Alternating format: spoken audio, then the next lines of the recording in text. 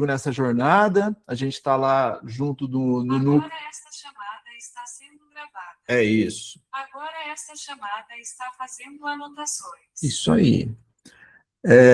A gente tem essa dinâmica de trocar bastante sobre uma clínica adolescente, e nós do NEPA, do Núcleo de Estudos e Pesquisas em Psicanálise e Adolescência, a gente se encontrou meio que por um acaso e meio que estruturou que dá para a gente conversar de uma psicanálise voltada para o jovem em uma perspectiva do mal-estar da atualidade. Então, como é que Freud olhava para o jovem na época dele?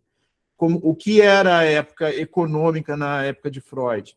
O que acontecia na Europa, que era importante para os jovens daquela época, mas que, na verdade, tem uma perspectiva extremamente eurocêntrica a partir do que a gente chama de mal-estar, onde nós estamos incididos.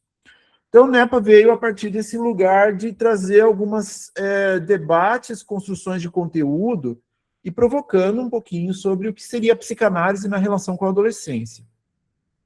Uma dessas coisas que são extremamente importantes é trazer conteúdos, é trazer materiais, é construir isso, porque por mais que a gente fale assim do púbere, que era como o Freud tratava na época, esse adolescente que a gente conhece na atualidade, ele é muito jovem, por mais assim que seja um paradoxo que a gente possa tratar. A psicanálise ela existe de forma centenária, mas esse jovem que a gente está acompanhando no set analítico de hoje, muitas vezes, na maior parte delas, ele ainda não existia na época de Freud. Então, a proposta nossa dentro do NEPA é tentar entender o que é esse jovem na atualidade, todas as incidências. Freud não imaginava o que era a internet, ele também não imaginava o que era redes sociais, ele não podia imaginar as ideias que poderia se ter a respeito da pornografia. A gente tem falado muito sobre questões de bullying, muito sobre questões de inserção do jovem no social, e a gente passou por uma pandemia. Então, existe uma incidência muito grande de tentar entender como esse sujeito foi constituído a partir desses lugares. Além do jovem, biologicamente falando, a gente também tem que pensar, e tem trazido muito isso para o debate, de que talvez a gente esqueça de falar com o adolescente no adulto. Então, qual é a premissa básica da psicanálise? Uma das premissas básicas é tentar encontrar a criança no adulto.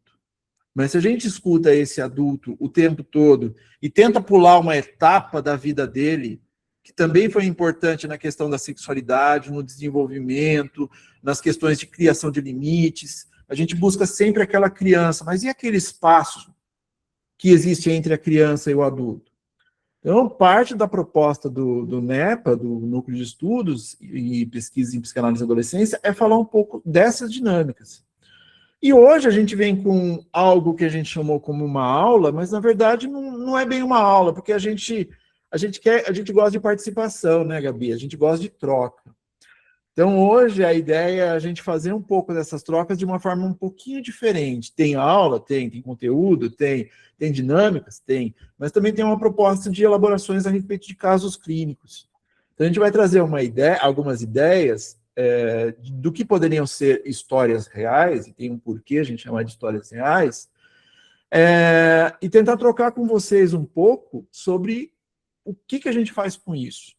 A gente escuta esses jovens no set analítico, a gente escuta muitas vezes esse jovem, a gente olha para esse jovem e entende que tem um ambiente em volta dele, então cuidadores, escola, tudo que comporta o desenvolvimento social dele, e a gente vai escutar isso, vai desenvolver a nossa clínica a respeito disso. Mas, como é que a gente elabora organizações de transmissão e, principalmente, de supervisão de um sujeito que ainda não estava previsto do jeito que nós o vemos hoje na clínica freudiana? Eu acho que a grande sacada de hoje, da gente trocar um pouco, já abre espaço para a Gabi falar um pouquinho sobre essa ideia, é também ouvir vocês dentro dessas perspectivas. Tem algumas dinâmicas da ética aí, a gente vai passar uns slidezinhos aqui para a gente se organizar também, mas acho que o caminho é mais ou menos esse, Gabi. Complemente com o que você quiser, da forma que você quiser. A Gabi é uma grande parceira nessas trocas da adolescência, fique à vontade. Oi, gente. Boa noite mais uma vez, para quem eu ainda não vi. É, eu acho que a base da psicanálise, para mim, é a troca, né? Eu acho que ela não existe sem o outro. E quando o Sandro me falou sobre aula, eu disse assim, ai, mas a gente vai ficar falando ou as outras pessoas vão poder também meter o pitaco, né? Eu gosto disso. A minha caminhada inicial, a minha formação inicial está no campo da educação, então eu venho da escola, eu venho da sala de aula, desde muito cedo trabalho com adolescentes. Eu brinco que quando eu ainda era adolescente, eu já trabalhava com adolescentes, então no início foi bem difícil, eu gostava mais da infância, quando eu comecei a trabalhar, e aí depois comecei a lidar muito mais com adolescentes e me apeguei, né? Eu costumo dizer que me apeguei ao desafio, porque eu acho que a adolescência ela tem uma incompreensão muito maior do que a infância. Nenhum desses momentos da vida é fácil. Às vezes a gente escuta os adultos falando assim, ai, saudade de quando eu era criança, ou quando eu era adolescente que não tinha boleto para pagar, enfim. Eu acho que nenhum dos momentos da vida, ele é simples e fácil. Mas na adolescência, a gente tem um momento em que você não é mais criança, então você não pode mais se comportar como tal, mas você também não é adulto, então não pode se comportar como tal, e tem uma série de expectativas sobre esse indivíduo que nem ele sabe exatamente o que é. Então, são muitas expectativas para dar conta, muitas respostas que ele busca, né, sobre identidade, sobre futuro, sobre o que foi no passado e o que já não é, um corpo que se modifica, e muitos adultos com dificuldade de viver essa mudança junto com eles, porque é um luto de ambas as partes, dos pais e desse adolescente que está deixando essa infância. Então a gente vai falar um pouquinho sobre isso, assim, sobre quando a gente pensou em histórias reais, eu e o Sandro, a gente vai trazer alguns casos aqui que não são reais, mas que perpassam a vida real, que estão dentro dos nossos cenários clínicos e que a gente vê acontecer na vida real. E a ideia é isso, é a gente elaborar um pouquinho em cima de cada história, pensar um pouquinho como que essas histórias acontecem na clínica e como que a gente, nesse lugar de analista, dá conta disso, né? Então, acho que é mais ou menos por aí, né, Sandro? É muito por aí, muito por aí. Lembrando que quando a gente fala de uma proposta de olhar para a psicanálise na atualidade, a gente vai invariavelmente passar por alguns marcadores que geram muita ansiedade e angústia, como raça, gênero, classe social. Essas questões são fundamentais para a gente falar na clínica do adolescente, tá? Mas para a gente organizar um pouquinho o que a gente está falando, a gente montou uma pequena apresentação só para a gente organizar algumas ideias sendo trazidas aqui e criar até uma forma também de elaborar isso junto com vocês, essas premissas, né? Inicialmente a gente chamou de histórias reais, exatamente porque tem muito de realidade no que a gente vai estar trazendo. A gente não vai trazer um caso aberto, nós vamos dar nomes, nós construímos esses casos, mas baseados em perspectivas reais, não é direcionado para uma pessoa, para outra, ou nem para nossos analisantes. Ele é um grande amálgama de realidades que se intercalam ali, e isso é importante para que a gente possa constituir algum debate e trazer também dentro da ética da psicanálise referenciais reais de clínica. Então, isso a gente faz o tempo todo, a gente tem que, de alguma maneira, elaborar isso a partir de vivências dentro do que a gente entende como realidades, né? E, como a gente disse antes, a ideia também é falar um pouco sobre essa clínica do adolescente e como precisamos encontrar novas formas de escuta. E essas novas formas de escuta, elas não vão só pelo que a gente passa com os nossos analisantes, mas como a Gabi traz, assim, de uma maneira muito enfática, a gente tem que trocar. A gente só se desenvolve na troca, a gente só se desenvolve nas experiências, a gente só se desenvolve no tripé psicanalítico, a gente só se desenvolve, dá-se a ideia dessa psicanálise solitária, a gente está ali com um sujeito e são dois inconscientes e tal. Mas, na verdade, e eu demorei um pouco para aprender sobre isso, a psicanálise ela é muito rica de pares. A psicanálise ela é feita na troca com os pares. é na percepção que a gente entende de que nós temos uma ideia de algo, e na supervisão clínica a gente entende que a nossa ideia pode ser completamente desconstruída a partir da experiência do outro. E isso faz com que a gente mude o manejo clínico, isso faz com que a gente olhe para as coisas de uma maneira diferente. Mas no caso do adolescente, eu acho que a gente está construindo novas escutas. E essa construção de novas formas de escuta, ela perpassa a gente criar conhecimento o tempo todo.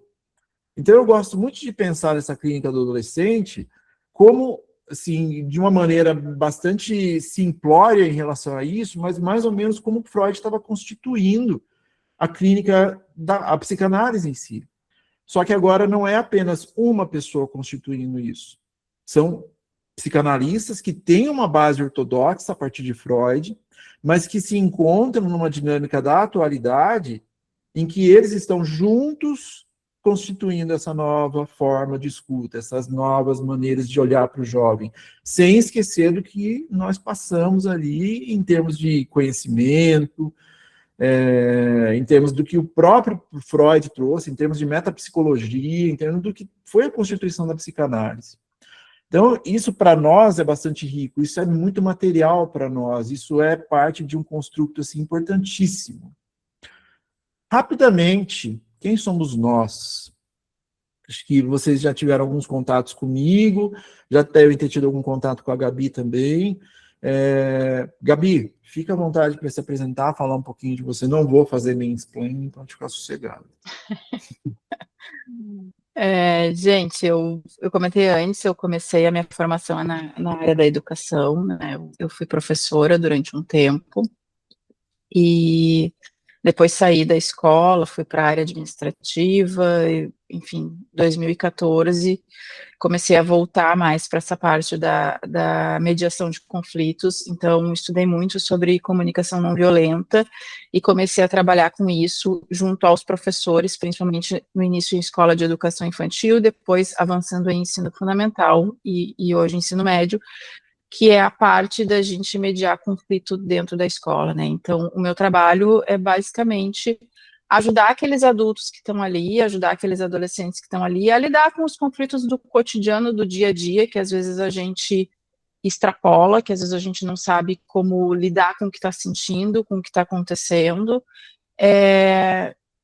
Eu gosto muito de pensar que é através do campo das perguntas, né? Então, eu faço muita roda de conversa, faço muita formação de professor, trazendo esse espaço, assim, do sentir para dentro da escola, que eu acho que ele ainda fica muito distante disso, né? A gente tem a escola muito como esse lugar de transmissão de conteúdo e de pouco sentir, embora o conteúdo a gente só se apropria de algo, só aprende algo quando a gente sente com o outro, com a gente mesmo. Então, eu levo um pouco disso para dentro das escolas. Tenho pós-graduação aí na área de psicologia infantil, neuropsicologia, psicanálise clínica, infância e adolescência, enfim. Costumo brincar que eu nunca saí da escola, eu estou sempre nesse campo de estudo. Mas eu gosto mesmo, sabe, desse estudo isso que o Sandro falava, que a gente pode trocar, que a gente pode elaborar em conjunto. Eu não sou aquela pessoa que fica sentada dentro de casa durante horas estudando sozinha. Para mim isso é muito difícil, né? Então eu gosto mesmo desse espaço que a gente compartilha aqui. Estou no NEPA já, eu acho que há uns 3 anos, né, Sandro, se eu não estou enganada.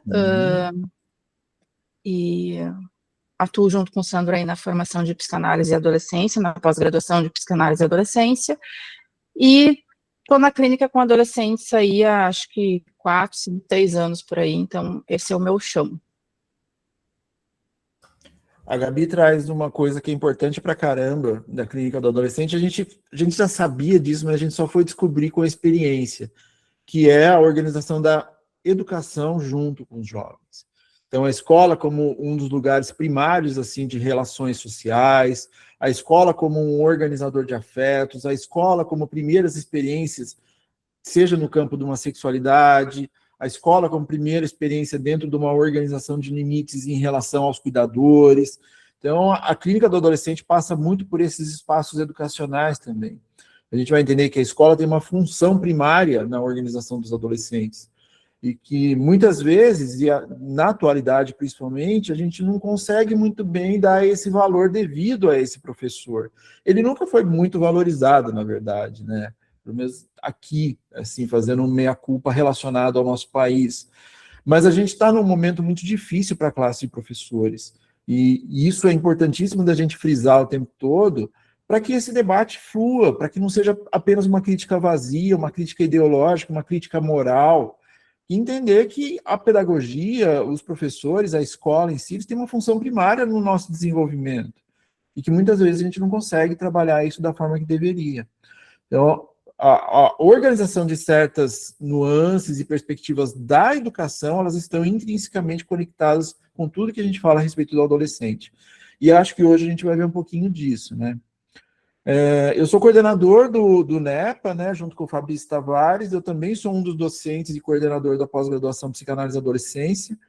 No último final de ano passado, início desse ano, eu lancei um livro chamado Mutando, Ensaio sobre Psicanálise e Adolescência, e é algo que, assim, diariamente, 7 dias por semana, me atravessa dentro das trocas, dentro do que é constituído. E a gente vai mudando junto com essas trocas, e isso é fundamental. Então, não necessariamente a gente espera que vá criar-se uma mudança de uma hora para outra, mas o desejo da clínica da adolescência, do adolescente, é também um desejo relacionado a implicar-se nesse processo. Então, tem muitos psicanalistas que não têm interesse nessa clínica. É muito difícil. É uma clínica que tem que falar com os cuidadores. É uma clínica que tem que ficar olhando o ambiente, tal, tal, tal. E não tem problema. Se não fizer parte de desejo, estar nessa clínica, não tem problema nenhum. Mas conhecer parte dos conteúdos, para que o adolescente estará na clínica de vocês de qualquer jeito. Seja ele um jovem na organização biológica, seja ele numa função adulta. Então, olhar para esse adolescente, independente da idade dele, é importante o tempo todo para que a gente tenha alguma base de conhecimento nisso. Indo um pouco em frente, é importante a gente falar de certas responsabilidades éticas. Quando a gente está fazendo alguma transmissão relacionada à psicanálise, eu tenho uma preocupação muito grande de trazer isso em termos de base ética da psicanálise. Então, é importante dizer que quem constituiu esse material, apesar da IPC nos dar todo o suporte nas doideiras que a gente inventa, nas coisas que a gente gosta de fazer, os conteúdos expostos são de responsabilidade minha e da Gabi, tá? Uma coisa que a gente traz sempre quando possível, eu acho que todo mundo deveria pensar nisso, é que a gente está o tempo todo transferindo, de certa forma. Freud trazia que a gente precisa de um espaço físico, a gente precisa de uma organização dentro daquele espaço e tudo mais. Mais para frente, vocês vão encontrar alguns autores, talvez vocês vão passar por um cara chamado Sandor Ferencz, e aí que ele vai falar que a transmissão acontece o tempo todo. A gente, de certa forma, está transmitindo o tempo todo. Então, mesmo aqui, quando a gente começa a falar de determinados conteúdos e dinâmicas, perspectivas, exercícios e exemplos, esses conteúdos podem mexer com os conteúdos de vocês. Então, estejam sempre com a análise em dia, se não for na ordem da psicanálise, esteja com a terapia em dia, falem com os psicanalistas, falem com os psicólogos. E lembrar que a transmissão da psicanálise não se reduz apenas ao ensino desses conceitos. Então, resistência é isso, esses são os mecanismos de defesa, tal, tal, tal. Isso é importantíssimo para a nossa formação inicial, porque ele vai dar um balizador de para onde a gente vai seguir. Mas existe também outros materiais que a gente vai abordando a partir daí. E isso implica um compromisso ético com a escuta, que é a parte do que a gente está fazendo aqui, com a responsabilidade pelo dizer e com a recusa de respostas prontas. Nós estamos aqui buscando coisas novas, pois é nesse espaço que o sujeito pode se reconhecer e produzir sentido. A gente tem que trocar, a gente tem que falar, a gente vai mudar, a gente vai usar a base ortodoxa freudiana sempre, mas sujeito da atualidade, mal-estar contemporâneo, tudo isso que eu já falei. Hoje, não tragam casos pessoais. Se mexer com vocês, se vocês quiserem falar alguma coisa, a respeito de alguma coisa que está acontecendo na casa de vocês, eu peço, e Gabi também, não tragam para cá. Apesar de estar sendo gravado e tudo, a gente não... Dependendo do que a gente trouxer aqui, do que a gente falar aqui, isso vai para algum lugar se a gente entender que dentro da transmissão ética está em ordem. Se a gente achar que não está, a gente não vai disponibilizar em outro lugar.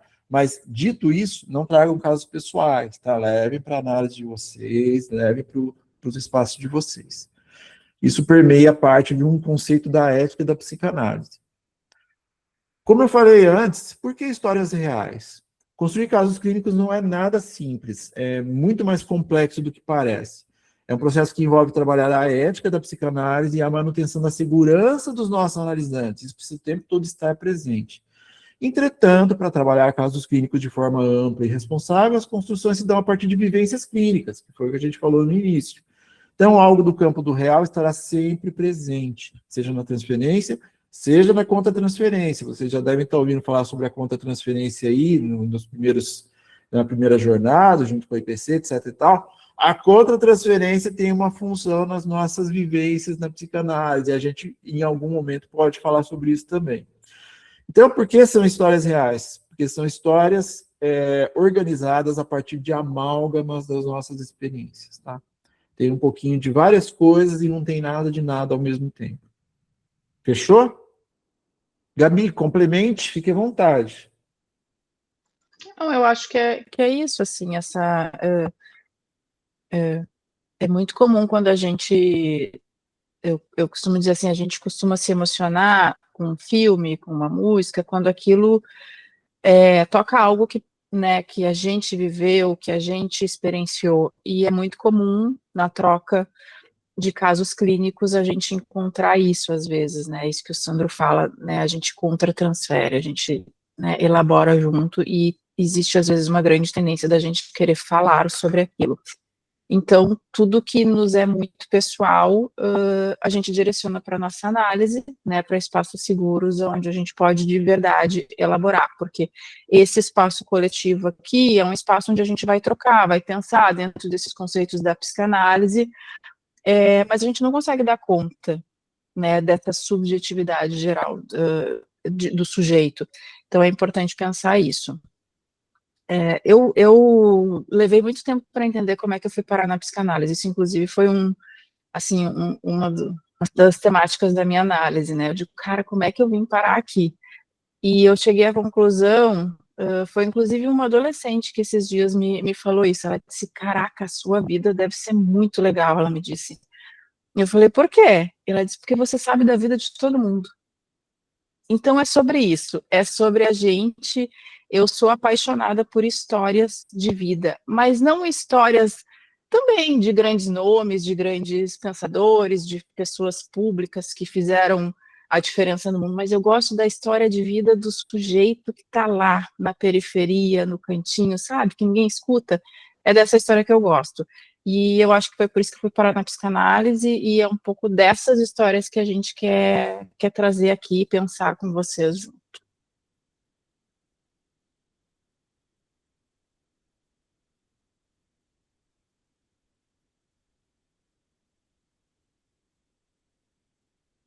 Junto com isso, o que é a proposta, a ideia aqui?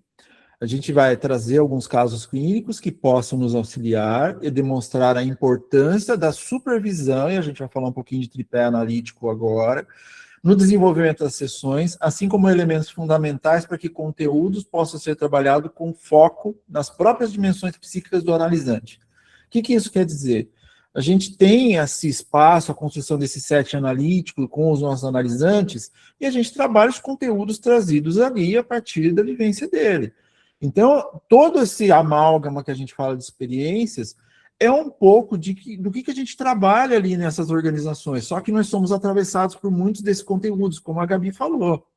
Então, muitas vezes a gente está no setting analítico, a gente está direcionando o manejo clínico de uma determinada forma, e a gente fala, tem alguma coisa faltando aqui, tem alguma coisa que não está, tem algo me incomodando. Muitas vezes a gente tem que levar esse algo incomodando para a supervisão. O que é essa supervisão? A supervisão com pares, alguém que tenha uma dinâmica para isso, que possa ser constituído dentro de pé psicanalítico, e principalmente alguém que possa nos dar um novo direcionamento. Então, a partir dessa construção desse caso clínico e levado para a supervisão, esse supervisor vai trazer uma visão completamente diferente do que a gente está encontrando no setting analítico. Ele pode trazer algo que a gente estava ali na nossa cara, mas a gente não conseguia ver. E isso é importante porque a gente, dentro desses conteúdos transferenciais que acontecem no set analítico, a gente é meio que colonizado, de certa forma, pelo que o analisante está trazendo. E daí, junto com isso, alguns analisantes por dia, outros conteúdos, coisas se misturam, etc. e tal. Então, a gente muitas vezes perde parte do que poderia ser a organização do manejo clínico. Então, usar esse material que ele mesmo traz, junto com um supervisor que possa dar certa perspectiva diferenciada a respeito daquilo, nos auxilia a mudar algumas rotas de manejo clínico.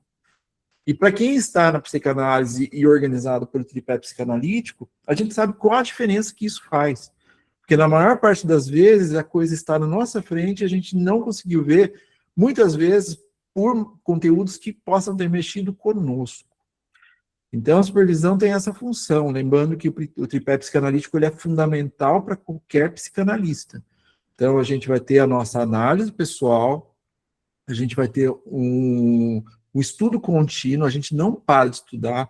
A psicanálise é um lugar de leitura, de troca, de estudo. Assim, se vocês entrarem na psicanálise, vocês têm que lidar principalmente com essa angústia de não parar de estudar. É uma busca por um saber incessante, que muitas vezes vai ser alterado a partir das nossas próprias perspectivas do setting analítico.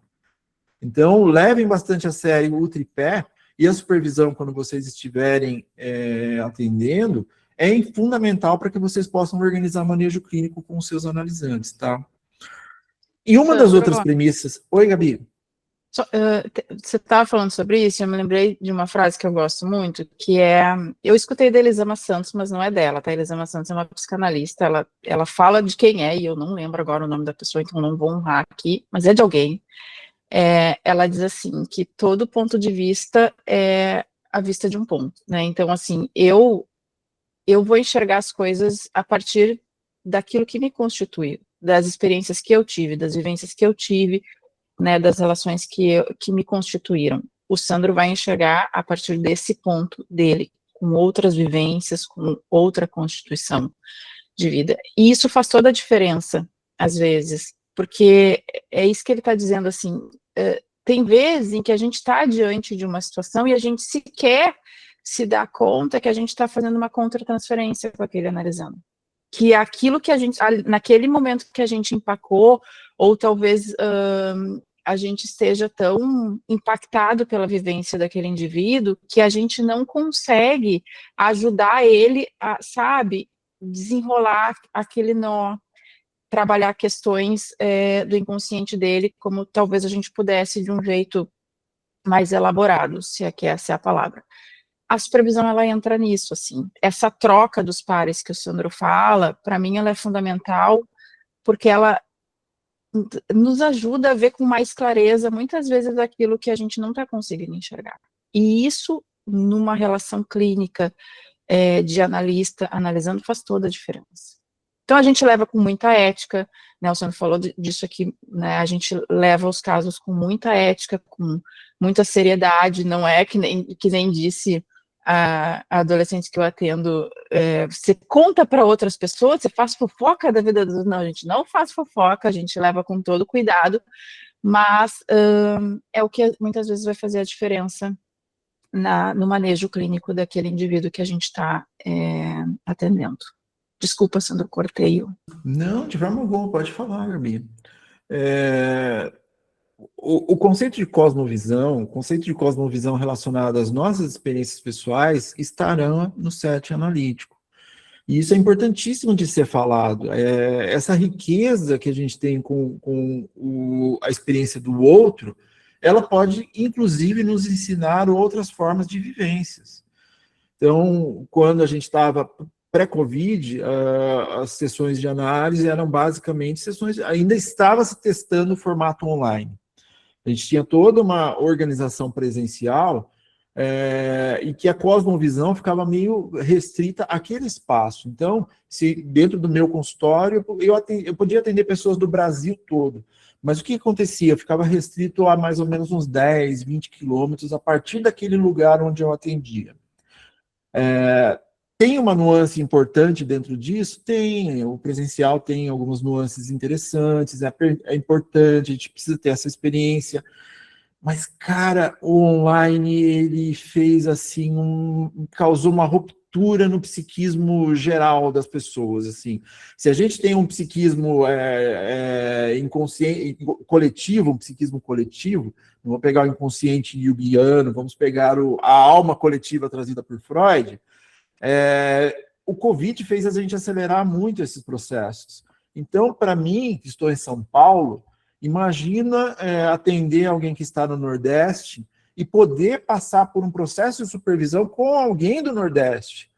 Além de estar tendo uma perspectiva de cultura que eu talvez nunca terei, mesmo estando lá, eu tenho toda uma cosmovisão que pode incidir sobre a minha maneira de ver o mundo. Então, o online, o digital, ele tem as suas nuances também, e eu acho importantíssimas que elas sejam pensadas dentro desse processo. Carlos, quer trazer alguma coisa?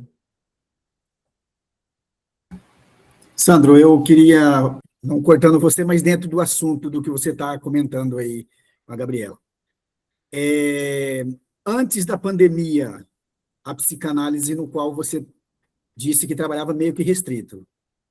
Houve alguma diferença pós-pandemia? Houve vamos dizer assim, notar de uma histeria, uma mudança no psiquismo geral das pessoas pós a pandemia, voltado para a psicanálise? O público aumentou mais? Criou-se algo diferenciado? O que você tem a dizer? Nossa, é uma visão completamente diferente. A gente tem um pré-pandemia e um pós-pandemia. A psicanálise, assim como a psicologia, não, vamos colocar tudo no mesmo lugar, no mesmo campo. A psiquiatria, a psicologia e a psicanálise, pré-pandemia, elas tinham, primeiro, uma visão extremamente elitizada, era só acessível para determinadas camadas sociais, e existia um estigma muito grande da relação com esses três sistemas com a condição da saúde mental. Então, a frase era, isso é para louco, eu não sou louco. É mais ou menos, a simplificação disso se dá mais ou menos nesse processo. O que acontece com a pandemia? A pandemia escancarou que nós estamos, sim, com processos de sofrimento cada vez mais intensos e que o nosso psiquismo é atacado diariamente de formas diferentes. E o que isso nos faz olhar? Faz nos olhar para duas diretrizes. A primeira, uma amplificação desse cuidado, uma melhoria desses cuidados a partir desses espaços de acolhimento. Então, falar mais sobre a psicanálise, cursos e tudo mais, começou a acontecer de uma outra maneira a partir daí, e também uma certa qualidade do que a gente vai fazer a partir daí, né? Porque com mais espaços e acessos, também tem que se pensar a qualidade disso que é constituído. Então, existe um antes e depois, Carlos, a partir daí. Sim, se você perguntar para mim, existe mais sofrimento? Eu não tenho como mensurar isso. O que eu consigo dizer é ele está muito mais exposto. Muito mais. Sabe por quê? A minha curiosidade, Sandro, é o seguinte. Eu pouco ouvi, ou quase nada, o que era psicanálise antes pandemia. Eu acreditava, se alguém perguntasse para mim, quem é Freud? Então, para mim, Freud, para mim, seria voltado para a psicologia. Nada mais que isso. Você está entendendo? Agora, após pandemia, eu fui saber o que era psicanálise. Ver a tamanha ignorância como era elitizado. Não, é muito elitizada. A psicanálise sempre foi extremamente elitizada, muito mais do que a psicologia. A psicologia abriu espaços de atendimento no SUS, abriu espaços de acolhimentos educacionais. A psicologia fez um trabalho assim, maravilhoso de organização da saúde mental de várias maneiras. A psicanálise começou a surgir do jeito que a gente a conhece hoje, só estamos falando hoje aqui por causa da pandemia, não se enganem, a gente não estaria transmitindo, trocando, falando sobre a psicanálise do lugar onde nós estamos falando sem a pandemia, é que encontrou-se ali uma nova perspectiva que já era antiga a partir de uma releitura do material original de Freud. A ideia original de Freud sempre foi de que a psicanálise fosse aberta, fosse ampla, fosse livre. Existem estudos históricos, eu não estou com nenhum livro aqui, tem um livro chamado, que fala da história da psicanálise. O sonho de Freud durante muito tempo foi constituir clínicas gratuitas, que seriam bancadas pelos próprios médicos. Ele começou a fazer isso na Europa. Ele só não conseguiu realizar mais por causa da Primeira Grande Guerra.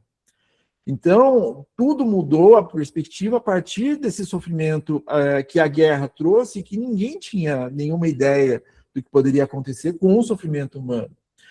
A aceleração do Covid, não, a aceleração da obtenção de possibilidades de saúde mental trazida pelo Covid veio concomitantemente com a ideia do desenvolvimento de uma internet mais ampla. E aí a gente vai falar de redes sociais, e a gente vai falar da internet em si. Existe um sofrimento que é falado, normalizado, mas que está aí incidente sobre todos nós. E que é um sofrimento que Freud não postulou na ortodoxia da psicanálise, não diretamente porque ele não existia. Então, formas de acesso melhores e mais amplas à psicanálise estão aí disponíveis. Pensa-se aí a qualidade disso, a qualidade de como isso pode se dar. Mas, ao mesmo tempo, isso nos dá abertura para poder falar abertamente sobre isso. Então, existe um caminho a ser traçado ainda. Gabi, quer complementar com alguma coisa? Não, eu ia dizer que eu acho que o pós-pandemia, ele abriu, inclusive, novos trabalhos no campo da psicanálise. A gente viu uma gama de novos escritores, de estudiosos, começarem a produzir mais no campo da psicanálise contemporânea, porque é isso que o Sandro fala, Freud não viveu isso que a gente vive hoje, ele não viveu, né, imagina a clínica que a gente, né, elabora através do online, esse espaço que a gente está trocando aqui, não existia, e é um espaço muito diferente, assim, né, antes você tinha o analista, digamos assim, ele tinha o controle daquele ambiente onde a sessão ia acontecer. Você tem o divã, você tem a poltrona, você tem... Como é que a gente faz? Como é que a gente traz o divã para o setting analítico do online? Vocês já pensaram sobre isso? Então, é uma série de mudanças que precisaram ser elaboradas, né, para lidar com esse mal-estar da civilização que a gente tem hoje, né, da cultura que a gente vive hoje. E o Sandro falou uma coisa antes da gente seguir aqui, passar para os outros colegas, eu hoje atendo, a minha clínica ela é 100% online, né, da análise individual, e eu atendo gente fora do Brasil, então atendo gente na Europa, atendo gente nos Estados Unidos, e a gente entender que a cultura onde aquele indivíduo está inserido, ela é diferente, faz toda a diferença naquela clínica, porque daqui a pouco você está lidando com algo, eu sou daqui do Rio Grande do Sul, né, aqui a gente tem uma cultura, daqui a pouco se eu levo isso que eu vivo aqui para algo lá da Europa, por exemplo, você está fazendo um manejo completamente equivocado daquele indivíduo lá. Então, entender questões de cultura é importante. E na clínica do adolescente, sobretudo porque ela troca muito, as mudanças acontecem muito rápido.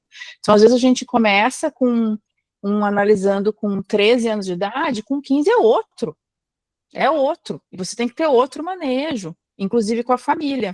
Então, compreender essas questões é importante, e eu acho que o Covid, né, o pós-pandemia, aí nos trouxe grandes possibilidades de novas criações no campo da psicanálise que tem nos ajudado muito. Sandro.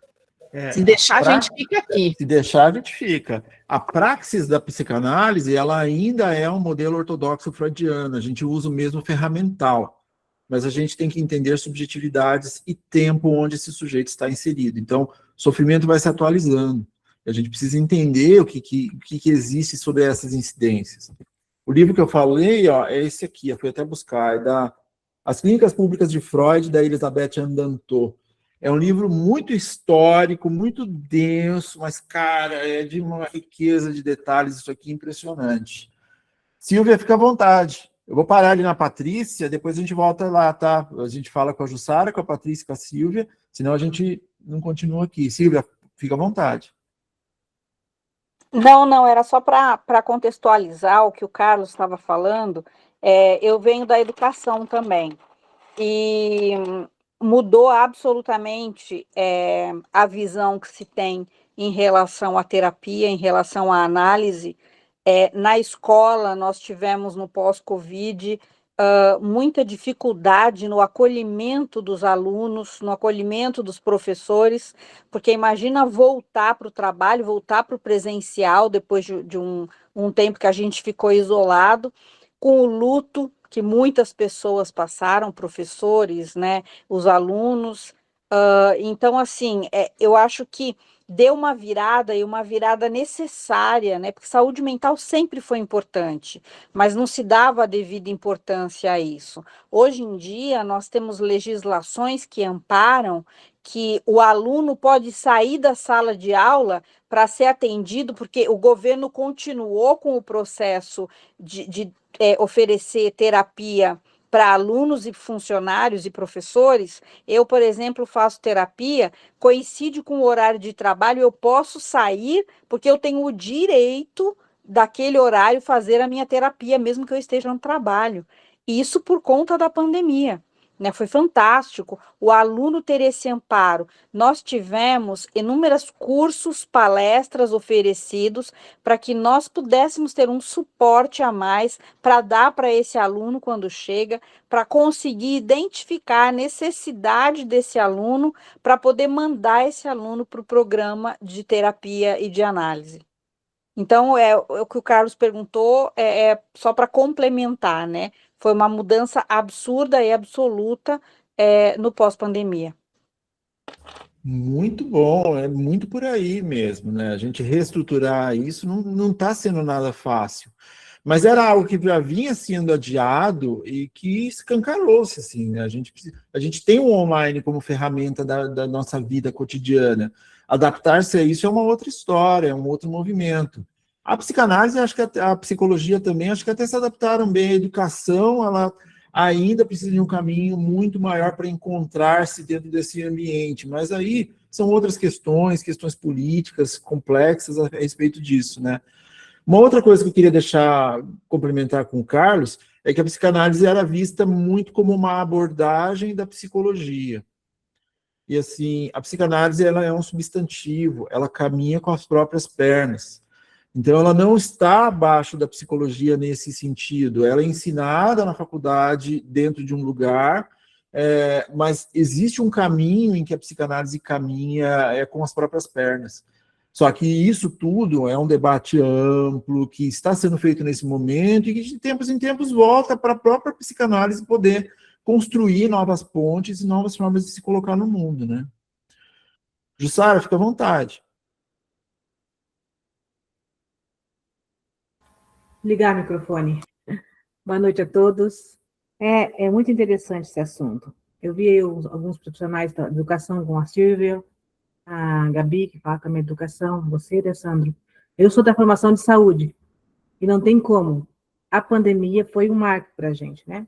Se evidenciou-se muito os assuntos. Nós sempre tem outras classes que nos regia, de certa forma, apesar de sermos autônomos nisso também. Com a psicanálise, ela tem uma autonomia de ação. Ela não é pertencente à psicologia. Tem da psicologia ações da psicanálise, né? A gente sabe uma linha. Mas, assim, cada um tem o seu lugar. E eu falo isso na saúde mesmo, né? A gente vê o perfil. Tem uns que preferem de um jeito, preferem do outro. Cada um tem o seu momento. E eu sempre digo que os grandes acontecimentos acontecem com as grandes crises, né? Claro que ninguém esperava essa, com tantas perdas. Tivemos grandes perdas. Mas, através dessas perdas, tivemos ganhos.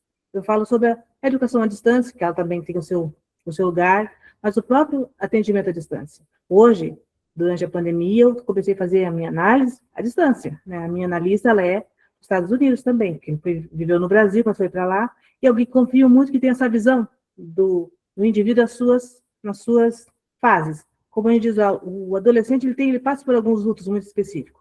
Depois vem a menopausa, ou a andropausa para o homem, que também passa por alguns lutos, né? Quando é adolescente, ele perde um corpo de criança e começa a ter um outro corpo. Quando você vai passar por outra idade, o adolescente vai perder, o juventude vai perder aquele corpo jovem, tá com um corpo diferente também. Então, são as perdas que trazem ganhos, né? E na pandemia, para a gente ver na psicanálise, eu vejo assim, pegou um grande campo. Como o Sandro falou, era muito elitizado, assim, nem todo mundo tinha acesso. Até para ter uma compreensão da psicanálise, você, por ser um cliente, um analista, hoje a gente entende isso, ele tem que ter um analisante, tem que ter confiança nisso. E sempre era muito... era para quem tem conhecimento, não era aberto a toda a população, né? Tinha classes que aceitavam a psicanálise. Conhecia, tinha conhecimento intelectual, lia, estudava, sabia quem era Freud, sabia quem era Lacan, né, Winnicott. Quem não tinha conhecimento disso, nem tinha noção. A gente sabe que no Brasil isso é muito pouco, infelizmente, né? Não é nem por questão de menosprezar, porque é a realidade nossa, né, de educação. E hoje, na pandemia, isso ficou muito claro, porque se tornou, ninguém dava conta de atender ninguém. Faltava atendimento, faltava pessoas para poder atender, porque os próprios profissionais estavam doentes. Teve várias perdas nessa época, né? Pessoas que você perdeu em casa, pessoas de trabalho, o aluno na sala de aula, ele perdia coleguinhas, né? O familiar de colega, que perdeu pessoas importantes, né? O coleguinha perdeu. Então, foi um momento de grande crescimento, e estamos aprendendo a viver com isso. E tem essa psicanálise embutida nessas áreas. E foi muito necessário cada vez mais. A saúde mental, eu trabalho com a área profissional também, de empresa, NR1. Foi necessário, hoje a psicanálise está embutida na NR1, não está mais só com psicologia, jamais. Nós precisamos dar suporte nisso, que não dá conta de tanta demanda que tem. Então, é necessário estar bem ampliado, como o Sandro disse, não vai parar de dar nunca, porque as coisas estão mudando muito rápido, né? Até um tempo se mudava mais lento, mas hoje é muito rápido, o que hoje dá certo, amanhã já pode. Agora, imagina o que era de Freud, na época de Lacan, então, para hoje. Muita coisa foi adaptada, eles escreveram o que eles tinham de conhecimento, e ainda era muito lento, hoje é muito rápido. Temos que estar constantemente estudando quanto a isso, ainda mais para o adolescente de hoje, que tem muita informação. Ele não dá conta das informações que ele tem para o tempo de adolescência dele. Tanto que aumentou o tempo de adolescência, né? Até 25 anos, parece que agora, conforme algumas regiões, pela ONU. Então, precisamos nos adaptar a esse conhecimento, porque a alimentação está diferente, eles não têm um sono adequado, que antes não tinha muito isso. Na minha geração não tinha que se dormir tal hora, dormir tal hora, nem discutia. Isso era benéfico para o nosso ciclo circadiano, porque não muda, e isso não muda, né? Nosso fisiológico não muda para o ideal dele. Eu vivo lá 90, 80 anos hoje, mas o meu fisiológico, ele é sempre o mesmo. E a gente tem mais informações para deixá-lo melhor, viver melhor e mais bem. Mas hoje, nossa adolescência, né, que está sempre mudando para ele não dá conta. Eu falo, nós não damos conta, nosso fisiológico não dá conta do metaverso, né? Nós temos um prazo de vida. Dá conta do metaverso, é muito bom. Então não tem como. Eu não vou dar conta de saber viver com o metaverso, mas eu preciso conhecer um pouquinho dele, da minha realidade. Agora, isso é embutido e é jogado goela abaixo para os adolescentes, coitados. Se eles não souberem, eles não estão mais no grupo, porque somos seres relacionais. O adolescente precisa ser relacionado. E ele corre atrás para ele dar conta. Então, aí nós temos muita informação, mas pouca conexão com o outro mesmo, né? Concordo. Então, Vamos embora, Jussara. Rapidamente, assim, nunca diminuamos o que aconteceu na pandemia. Quando a gente fez aqueles mutirões de escuta, que a gente ficava dentro de casa e fizemos aqueles mutirões, vários psicanalistas fazendo mutirões de escuta, cara, a tristeza de ver a classe da saúde na linha de frente, a enfermagem, nunca diminui o efeito da Covid no psiquismo do sujeito, nunca. É impactante, vai acontecer, estará no set analítico de vocês, direto ou indiretamente, e a gente vai levar muito tempo para entender o que é isso. Hoje a gente já está com dois momentos da Covid interessantes. Primeiro, os adolescentes que eram crianças na Covid, e também as crianças que nasceram na Covid.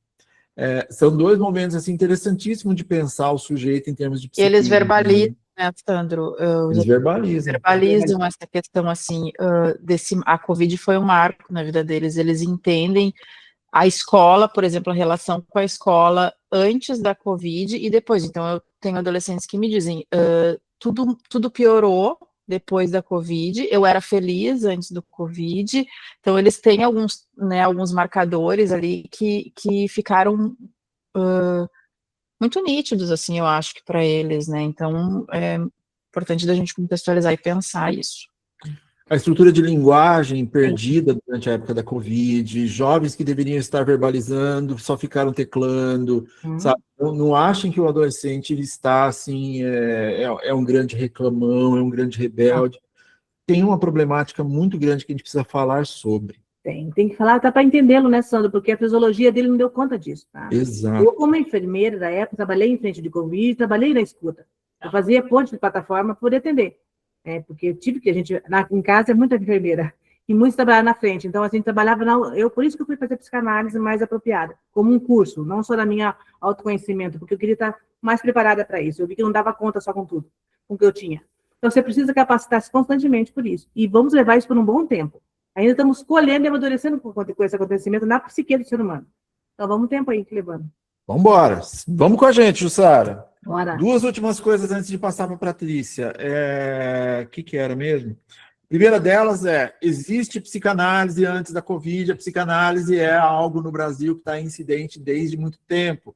Indico também psicanálise na ditadura, sabe? Para a gente falar de caminhos elitizantes, para a gente falar da psicanálise que estava lá no topo, e de como elementos como Jairo Carioca, perifanálise, psicanálise nas margens, hoje em dia eles são fundamentais para a gente falar do sujeito de uma forma integral. Tá?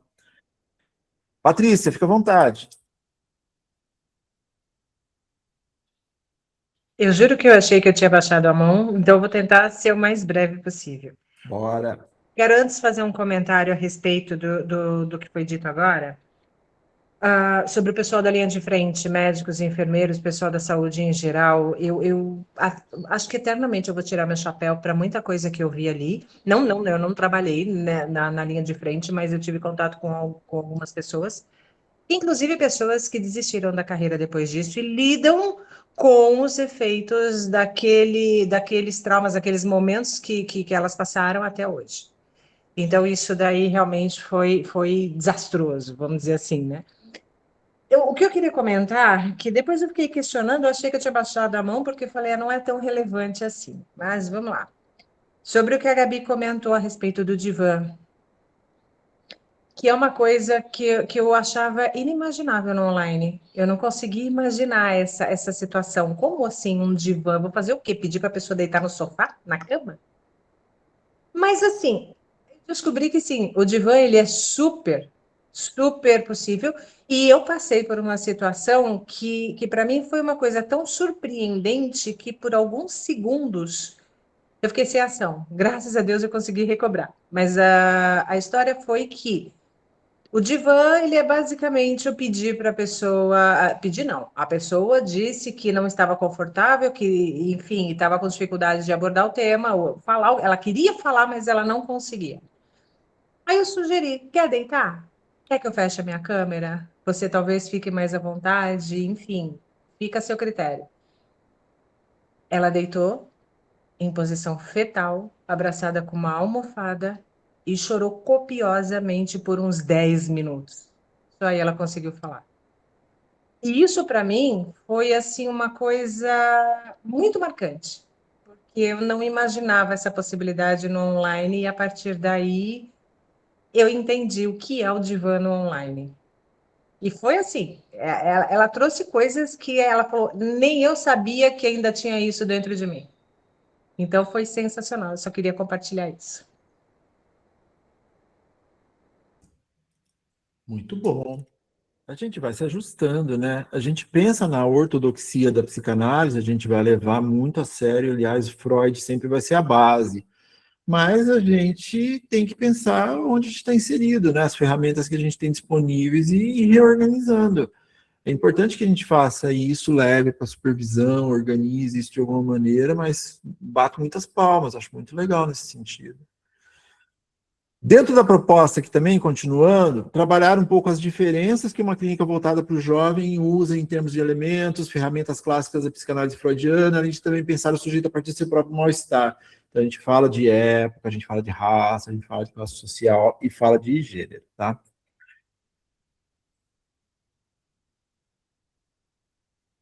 Eita, por que não mudou?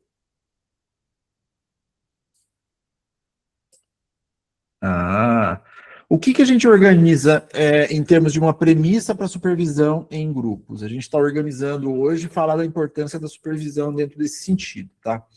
Então, a gente pensa uma supervisão em grupo, ou uma supervisão até individual, a gente está focando mais no grupo, né? Mas premissas para apresentar um caso clínico, sabe? Quem vai trazer esse caso clínico, ele tem que trazer determinados elementos para o set analítico. Para a psicologia, o nome disso é anamnese. Na psicanálise, a gente não tem essa anamnese do jeito que a psicologia tem, mas a gente precisa de alguns marcadores, como nome, idade, início, coisas que a gente vai anotando, etc. e tal, Porque se constitui o que a gente está falando, o que a gente vai elaborar a partir daquele conteúdo trazido na sessão. Então, a gente pode fazer pequenas anotações, etc. e tal, mas uma grande anamnese, igual a psicologia faz, e o TCC, as ferramentas utilizadas pela psicologia precisam da anamnese. A gente faz uma outra elaboração a partir de marcadores importantes que a gente entenda para a construção daquele setting. Então, quando você for levar isso para o seu supervisor, pensar dados gerais do analisante, então idade, contexto familiar, encaminhamento, setting, pensar também o que é a queixa manifesta, então qual é o motivo da procura. Ele geralmente vai a partir de um determinado lugar, está acontecendo isso, etc. Não é que seja importante para o setting analítico naquele momento, mas pode ser um marcador importante de como a gente vai direcionar parte desse manejo clínico. Tentar Sandro, entender... Oi, Gabi. desculpa, bem rápido. Não, embora. A gente está falando aqui de alguns marcadores, né? Eu acho que tem uma coisa que é importante a gente pontuar quando a gente fala da clínica do adolescente, que é o nosso foco aqui hoje. Geralmente, o adolescente chega no setting pelos pais, né? Pelas relações parentais. E quem traz essa, abre e fecha aspas, queixa, né? Ou traz a demanda de por que aquele jovem está ali, são os pais. E às vezes, é muito comum a gente se perder nessa, botar como, sabe, a queixa é essa, mas a gente precisa aprender a separar o que é a queixa da família e o que é o indivíduo que a gente vai atender. Então, acho que é um marcador importante da gente pensar isso, porque às vezes a gente se perde, começa a achar que tem que tratar aquilo que os pais estão trazendo lá e o adolescente se perde nisso aí. Perfeito. É muito por aí. A gente vai receber essas informações dos cuidadores. Então, eles vão reclamar que ele não arruma a cama, e não sai indo bem na escola, não está discutindo, só usa roupa preta, uma série de pequenas coisas assim que também podem ser sintomas de algo maior, mas não direcionado pela fala do cuidador, e sim direcionado pela fala do adolescente, o porquê está ali no nosso analisante, nosso adolescente, né? Constituir um certo histórico clínico relevante, então saber se ele já passou por algum processo terapêutico, saber se ele já passou por alguma coisa relacionada com a psicanálise, tentar entender se ele já toma alguma medicação, se em algum momento ele tomou, tentar entender clinicamente qual é o histórico dele, organizar certos recortes das sessões, então o que foi falado, o que não foi falado, um certo material clínico significativo, e construir hipóteses. A gente tem muitas hipóteses que vão mudando conforme vai avançando a constituição desse setting analítico. Mas constituir parte dessas hipóteses é importante. E a psicanálise não trabalha, como a psicologia, com categorizações. Então, a gente não vai colocar o sujeito numa caixinha. A gente vai tentar entender o máximo que a gente puder da subjetividade trazida por ele a partir das suas próprias experiências. Se a gente for organizar uma supervisão em grupo, depois que a gente organiza isso sobre o nosso analisante, a gente passa a um outro momento nesse grupo de uma certa livre associação. Então, o grupo vai contribuir com possíveis premissas a serem seguidas a partir daquele caso clínico. Então, trazer algumas impressões clínicas, algumas hipóteses transferenciais, então, elementos ali constituintes e tudo mais. Pensar um pouco defesa, sintomas, resistências, funcionamento psíquico e muito pensar como é que a contra-transferência está atuando dentro desse processo. Contra-transferência é algo muito mais importante do que achar que a gente vai dar uma surtada na frente do analisante, ou que ele vai trazer alguma coisa e vai fazer com que a gente não pare completamente de pensar. A gente também tem que perguntar, cara, se ele disse isso, o que isso quer dizer para mim? Mexeu tanto comigo, que sentimento é esse que eu tenho agora dentro dessa análise, por algo dito pelo meu analisante, que na verdade mexeu comigo. Então é importante também pensar como o sujeito está inserido dentro desse contexto. Nesse momento, evitar intervenções excessivamente diretivas dos supervisores para privilegiar a elaboração coletiva. Mais uma vez, quando a gente faz supervisões em grupo, a gente pensa numa colaboração coletiva. As vivências de cada um ali podem trazer impactos sobre como isso é trazido. Gabi, quer complementar com alguma coisa? Não, eu acho que é isso, é por aí, não. Acho que você foi bem didático. Pensar também, em algum momento dessa supervisão, tentar organizar teoria e clínica. Então, supervisores, o que eles fazem dentro disso? Organizam essas contribuições do grupo, vamos por aqui, vamos por ali, tal. Articulam elementos emergentes com os autores de referência. Então, isso é importantíssimo. Eu sou uma pessoa que tem Freud, Ferenczi e Winnicott, os autores, premissas, assim, os autores de referência. Então, não vai adiantar muito um psicanalista que tenha foco em Lacan vir tentar fazer uma supervisão comigo. Não vai conseguir falar os mesmos termos, as mesmas organizações, isso é fato. Então, quando procura-se supervisão, procura-se também quais são os autores de referência desse supervisor, desse grupo de supervisão.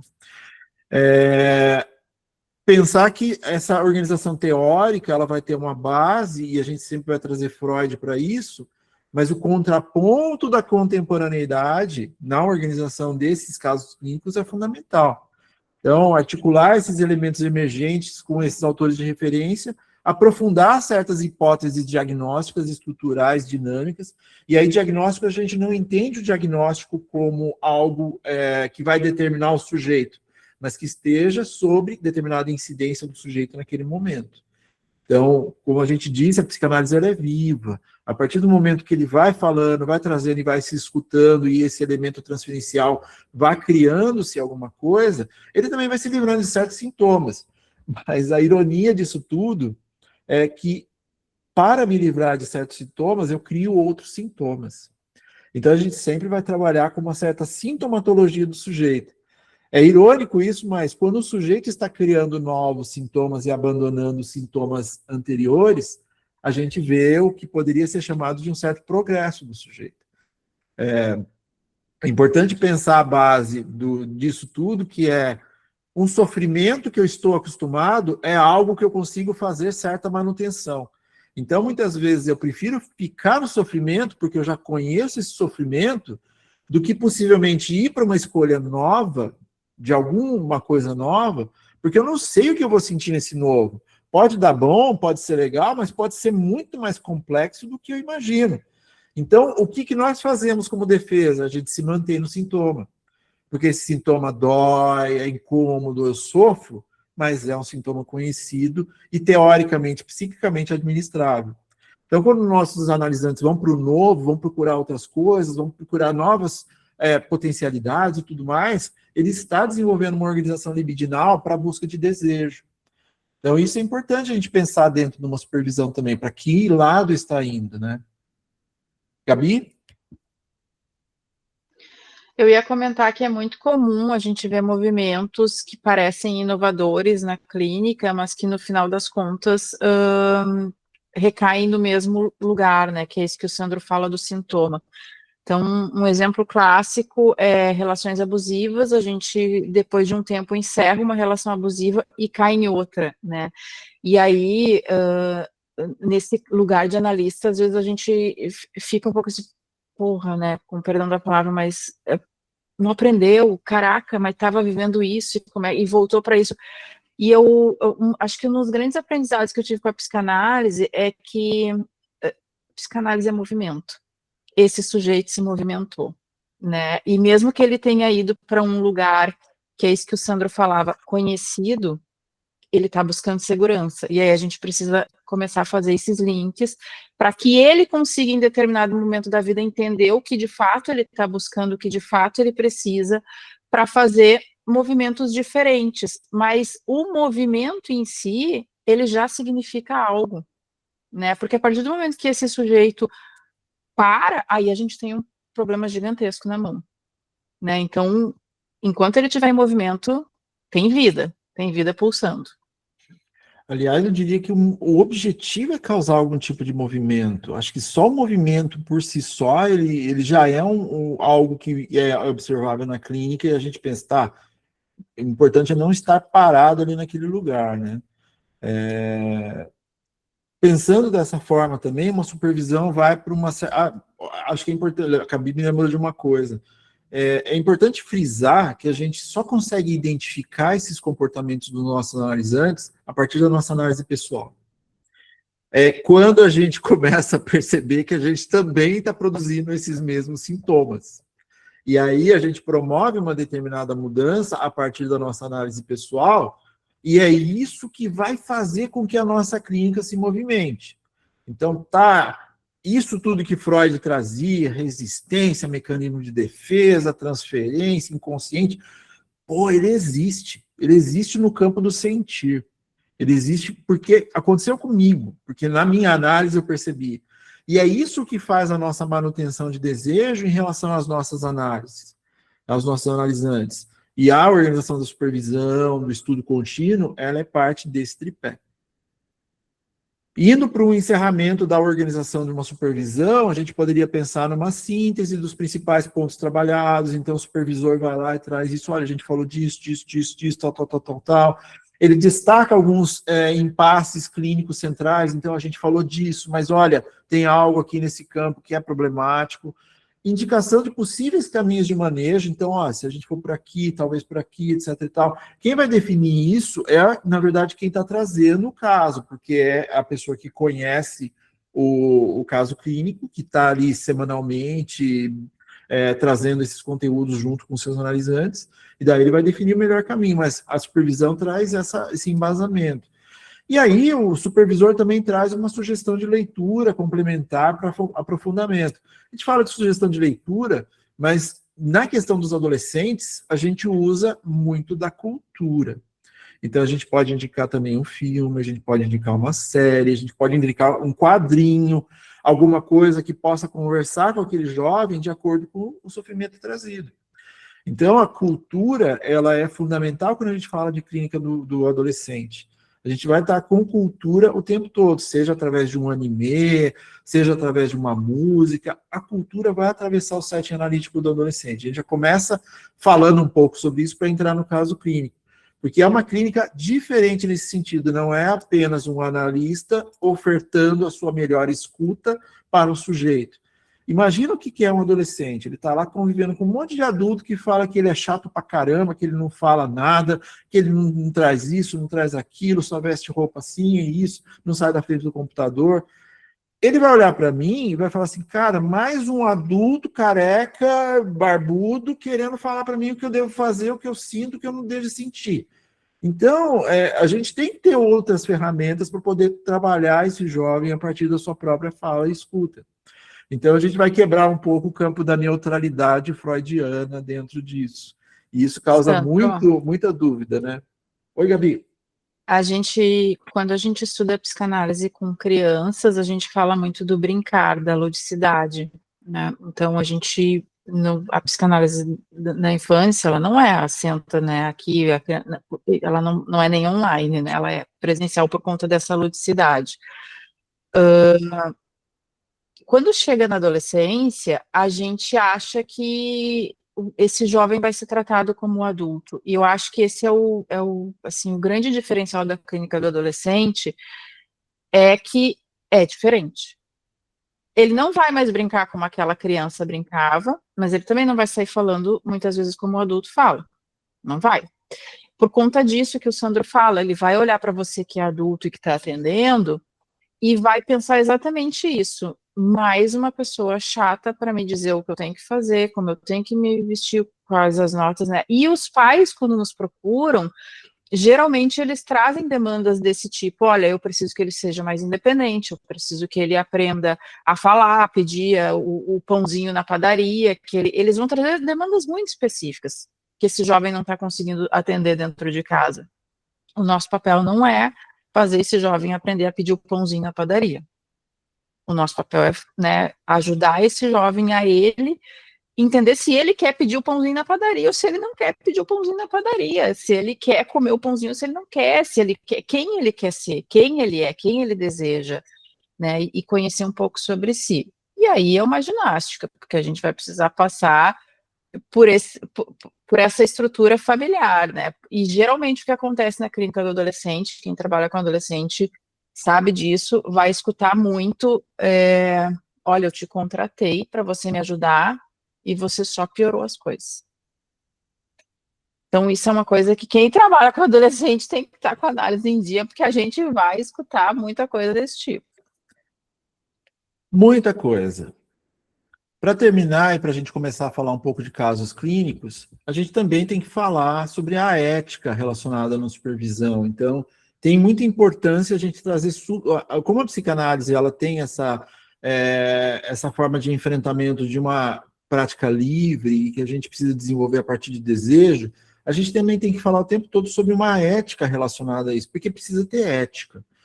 Então, para uma supervisão também tem que ter essas organizações de responsabilidades, de sigilo, de ética, né?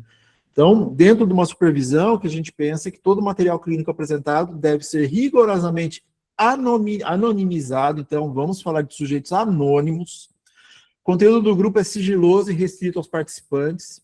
Compromisso de participação, então, mesmo como ouvinte, mesmo como alguém que vai postular, de certa forma, estar presente.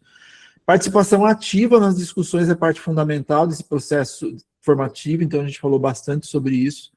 Tentar, quando em grupo estiver, fazer uma organização que o grupo mesmo pode determinar, de um certo rodízio, para que não seja ocupado apenas por uma pessoa, por um analista ou por um caso clínico. Então, isso precisa ser feito em forma coletiva. Participantes entram numa escala de apresentação previamente organizada, então essa semana vai ser esse, essa semana vai ser o outro, essa semana vai ser o outro. Se for uma supervisão pessoal, tudo bem, mas a gente está aqui dando uma organização no sentido de supervisão em grupo. Organizar esse espaço para ouvintes, então, e para quem quiser trazer casos clínicos, é normal você estar no espaço desse e só querer escutar.